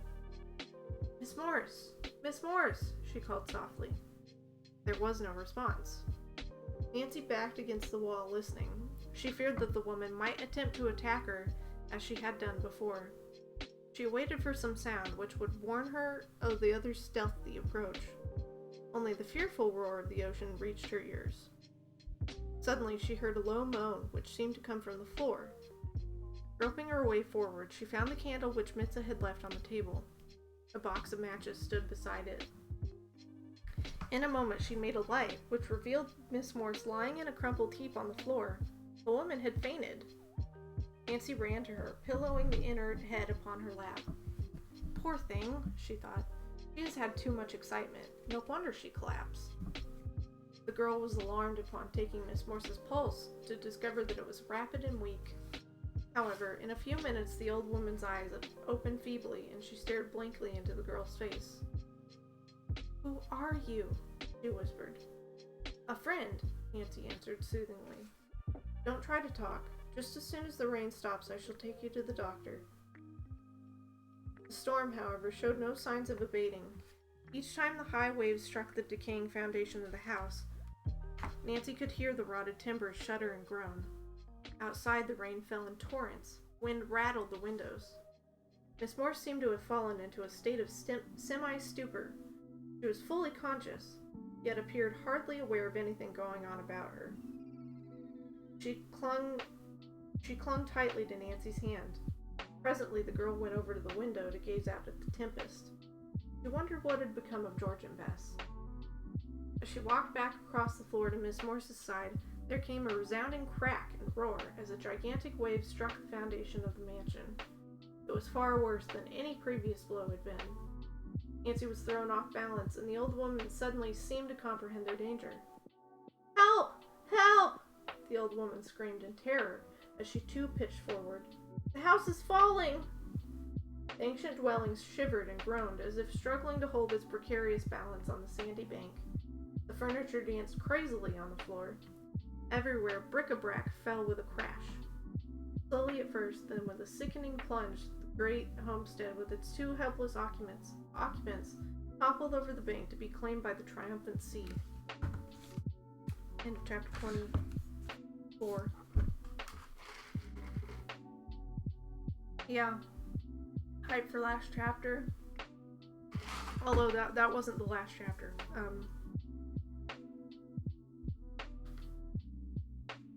Might be one more chapter. Yeah, it looks like this one will be the last chapter. So let's fly through it. Yeah, this is really weird.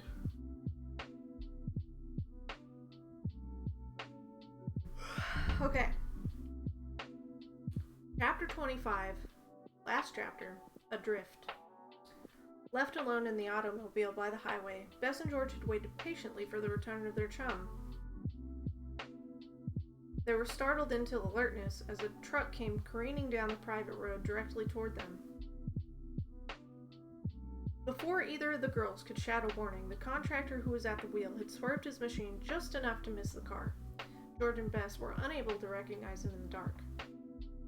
"I wonder what that man was doing at Old Estate," Bess speculated, staring after the disappearing vehicle. "Nancy will know the answer, you may be sure," George chuckled. "Just wait until she gets back. If I had her nerve, I'd have gone along and helped to investigate." "Nancy has the heart of a lion," Bess replied, "but I can't help feeling she's too venturous sometimes. Especially tonight. I wish she would hurry. If she doesn't, we'll be caught in the storm." George glanced up anxiously at the leaden sky where not a star was visible. The wind had freshened, coming directly from the ocean, but the girls were comfortable in the closed car. Half an hour elapsed, and still Nancy did not appear. "Let's go after her," George proposed suddenly. "I'm beginning to think something has happened." Bess did not favor the idea, but she too was worried about her chum. After some discussion, they drove the car up the bumpy road. The old mansion appeared completely deserted, and Nancy was nowhere about. The girls called their chum's name several times. They did not believe she had gone inside the house, for they remembered that the doors and windows of the ancient dwelling had been locked. "Whatever became of her?" Bess gasped, now thoroughly frightened. "You don't suppose she could have been in that truck?" For the first time it dawned upon the girls that Nancy might have been kidnapped. The thought became a conviction. "We must go for help," George cried. "Mr. Drew will know just what to do." To drive the entire way back to Seacliff would consume considerable time, but the girls remembered a store not more than a mile away where they could telephone. Soon they had Carson Drew on the wire and were pouring out their story to him. The lawyer, greatly worried over Nancy's disappearance, instructed them to remain where they were. He would join them by taxi. Mr. Drew, telling the driver this was an emergency, asked the man to make all possible speed. It was raining by the time he reached the store where George and Bess were waiting. Unmindful of the storm, the three set off in Mr. Trixler's car for Old Estate. On their way there, the girls told him exactly what had happened to them since they had left the hotel earlier in the day. "It's obvious there's a queer sort of business going on at Old Estate," Mr. Drew replied grimly. "Of course, we know Nancy will be in the thick of it. I only hope she isn't in trouble." As the car halted at the main road, George cast a startled glance at her two companions. She She had heard a strange reverberating crash come from the direction of Old Estate. What was that? She added. It sounded just as if the house had tumbled into the sea. By this time, the private road was too muddy for a car to travel over. Abandoning the automobile, the three ran toward the house. The rain fell in such torrents that they were unable to distinguish anything until they were very close to the place. "Where is the estate?" Carson Drew, who was in the lead, asked tersely. This was his first visit to the place. Although Nancy had described the grounds to him, he did not feel familiar with the setting. "Why, it's gone!" Bess cried, her words ending in a little scream. "It's floating away into the sea!" The three rushed onto the bank. Through the rain, they were able to make out a large, dark object some distance from the shore. "Nancy couldn't be in there!" George gasped in horror. Carson Drew cupped his hands and shouted as loudly as he could, "Ahoy! Ahoy out there!" They heard no answering cry, but then it was improbable that the sound of his voice would carry. "I'm sure Nancy couldn't be aboard," Mr. Drew said, though his tone lacked conviction. "The house won't stay afloat long, will it?" Bess asked in a hushed tone. "Not in this sea," the lawyer answered grimly. "It's probably slowly filling with water. If anyone is aboard..." "Isn't there something we can do to make certain?" George questioned anxiously. "Yes, there is," Carson Drew answered shortly. "We'll bring the Coast Guards."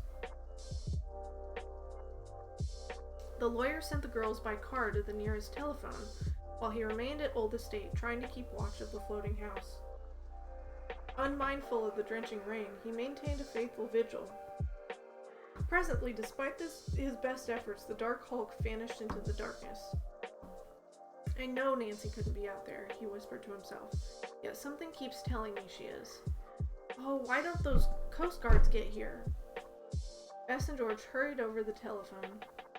While it seemed that considerable time had elapsed, actually the Coast Guard crew arrived upon the scene in very short order.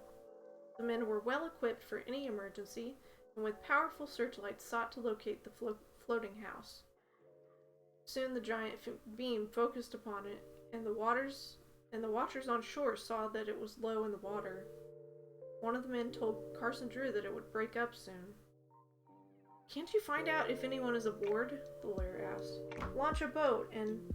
"Not in this sea," the other responded with a shake of his head. "It wouldn't last a minute in those waves. If we thought anyone were aboard..." "There is someone in the house!" George suddenly cried, gripping the man's hand and pointing toward an upper window of the abode. "It looks like Nancy!" "It is Nancy!" Carson Drew exclaimed in horror. "She's trying to signal with with a candle, but the light is so dim one scarcely can see it." For once in his life, the lawyer lost his usual calm. He commanded the Coast Guard men to do something, and complained bitterly at the slightest delay as they methodically set about preparing to shoot a rocket to the floating house.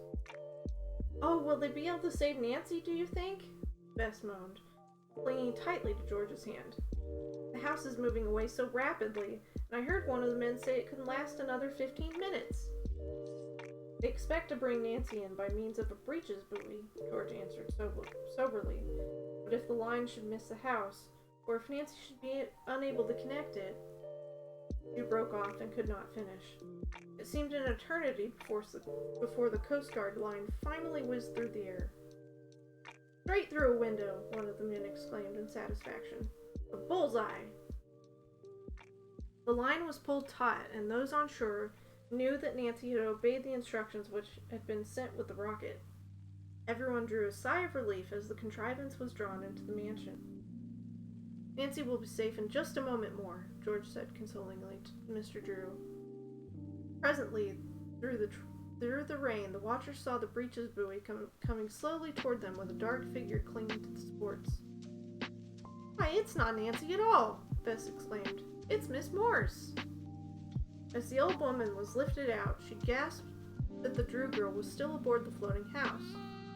"She made me go first," Miss Moore muttered. "The place is filling up with water. It won't last long. Save her!" The bedraggled figure collapsed in the arms of a Coast Guard man and was carried away. The breech's buoy made its slow trip back to the derelict building. There was a long delay, or so it seemed to Carson Drew and the girls, before it started the return journey. "It's Nancy!" George cried in relief. "And she's carrying something in her arms. Can it be a child?"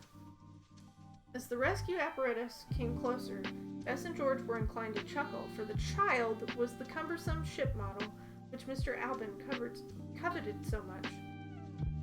Nancy had remembered how the old gentleman had craved for the trophy, and had saved it for him. "How thankful I am that you're safe," said Mr. Drew as he helped to lift out his daughter and enfold her, chip and all, in his arms. "The house is breaking up," one of the Coast Guard men cried. Everyone peered out across the angry waters where he was playing the beam of light. The building seemed to crumble. One portion sank beneath the surface, while the other floated away, no longer in an upright position. "You didn't get out of there 1 second too soon, Nancy," Mr. Drew shuddered. "I owe my life to you all," the girl replied soberly. "We were drifting to sea so fast I didn't expect to be rescued. How did you know I was inside the house?" Carson Drew explained that George and Bess had brought him to the scene. Nancy then thanked her chums, but they cut short the little speech by insisting that she hurry back to the hotel for warm clothing and a hot drink. At Seacliff again, and feeling none the worse for her adventure, Nancy had a strange tale to relate. Carson Drew was amazed to learn of Miss Morse's relationship with not only to Mitza, but also to Frank Wormrath, his client's partner. "As soon as Mr. Owen is better, you must tell him the story," the lawyer declared. "It will astound him, I know." The following day, Nancy visited Miss Morse at the hospital. She was sorry to learn that the old woman had contracted a severe cold as a result of her night of exposure and was in a generally weakened condition. The girl was permitted to talk with the patient only a few minutes. "I shall die," the old woman whispered as Nancy moved close to hear her words. "But I do not care. I'm old and my life is ruined. If only I might see my son again and know that he will mend his evil ways, I shall die happier. I'm sure he'll go straight," Nancy assured her. "As he stumbled from the house last night, I heard him mumble that he never intends to do wrong again." After leaving the hospital, the girl tried to locate Joe Mitza, but learned that the man had left Seacliff by the first train west. Since it was impossible to bring him to his mother's bedside, Nancy bought a huge bouquet of roses and sent them to the hospital with a card bearing the name of the woman's son. The deed gave her considerable satisfaction 2 days later when she was informed that Miss Morse had lapsed into a coma from which she never aroused. So dark! It was a relief to the Drew girl and her friends to observe that Mr. Owen improved in health steadily. One afternoon, when the nurse had been dismissed, they joined Mrs. Owen in her husband's room, and the couple learned for the first time the entire history of Miss Morse's strange life.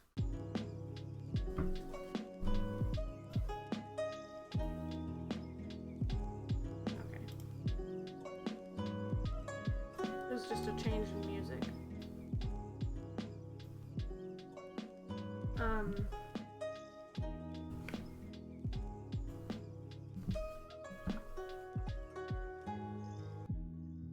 Dad has checked up on the information, Nancy ended her story. The woman's husband is without question the same Frank Wormrath who tricked you, Mr. Owen. Fellow is fearful that his prison record will be exposed, so he has agreed to settle with you at your own terms.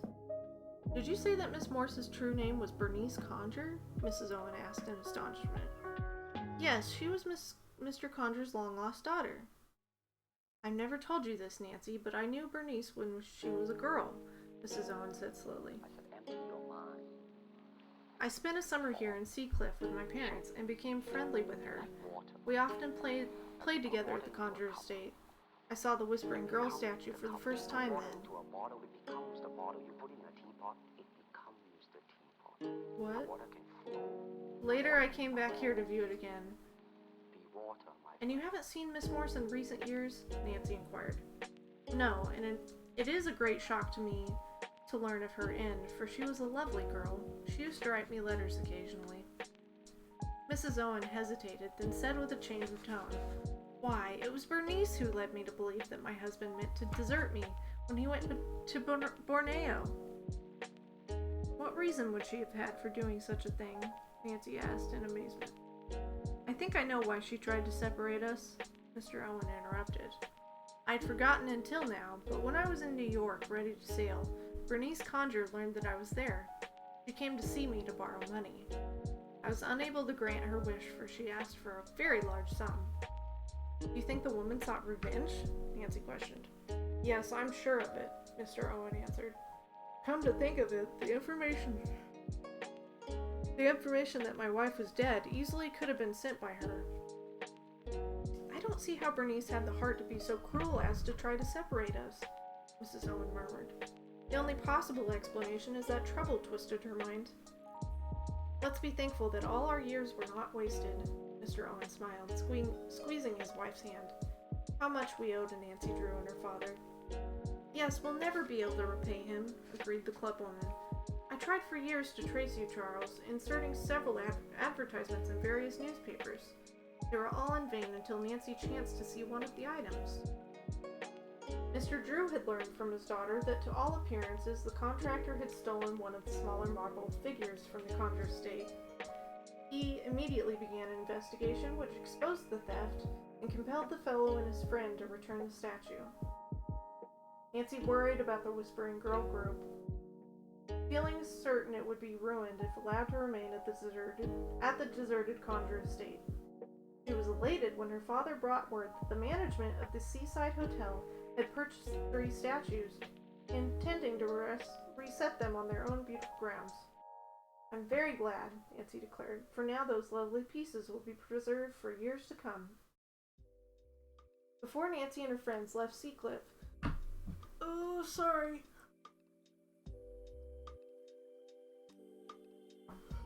I'm almost done. Before Nancy and her friends left Seacliff, the Marble Group was transferred to its new location. A special, though rather informal, dedication ceremony was held in connection with the unveiling.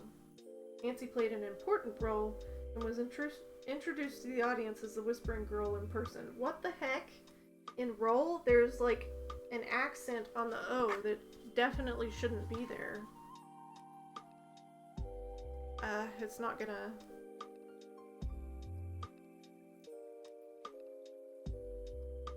It's not gonna, do the thing, but...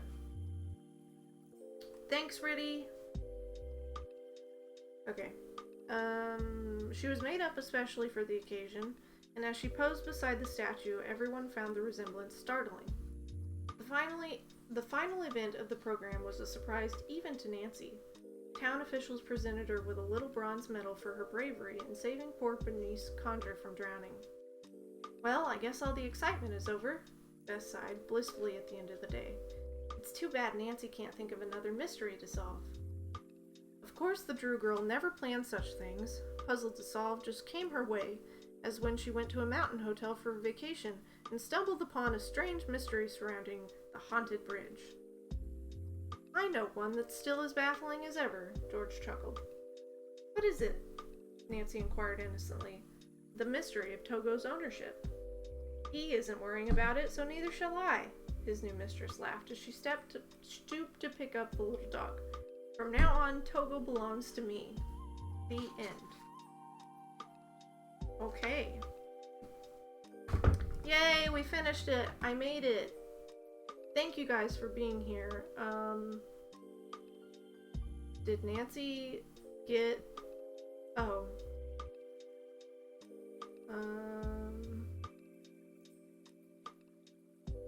Got good timing here for the last chapter.